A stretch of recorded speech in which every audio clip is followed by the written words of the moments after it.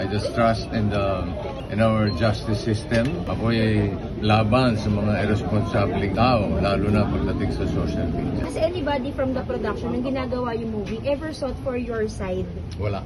Walang kumonsulta, walang nagpaalam, so walang consent. I think kami yun ang mga kababayan natin kasama ko sa laban. Sir, sa mga artista na gumanap, meron po ba kayong sa Sama ng loob? Trabaho lang yun, no problem. Kami po ay nag-file ng cyber libel case. Marami pong nagtatanong kung ano pong reaksyon ko since lumabas itong issue ito.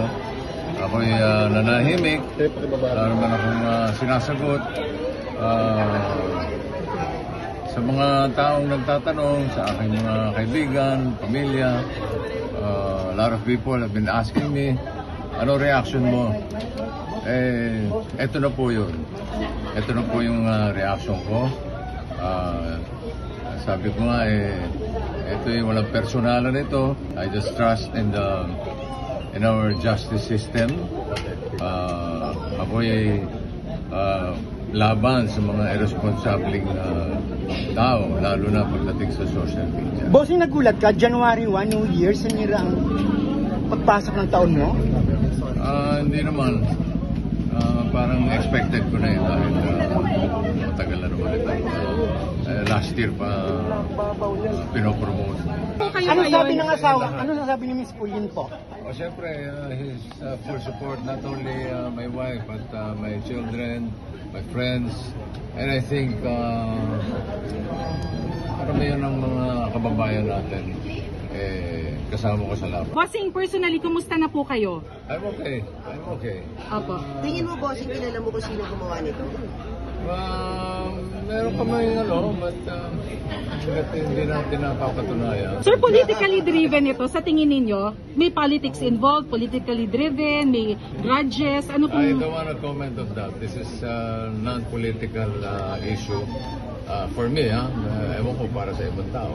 Pero has it been affecting your family na po, yung ganito? Because it's been on social media and nasi-share. Baka napanood ni baby. Siyempre, lahat ng pamilya ko, lahat ng kaibigan ko is behind my, is in full support sa akin. Kung ano man ang aksyon na sabi nga nila, kung ano man ang plano mong gawin, they will be in full support. Do you plan po na ipatigil po yung pagpapalabas?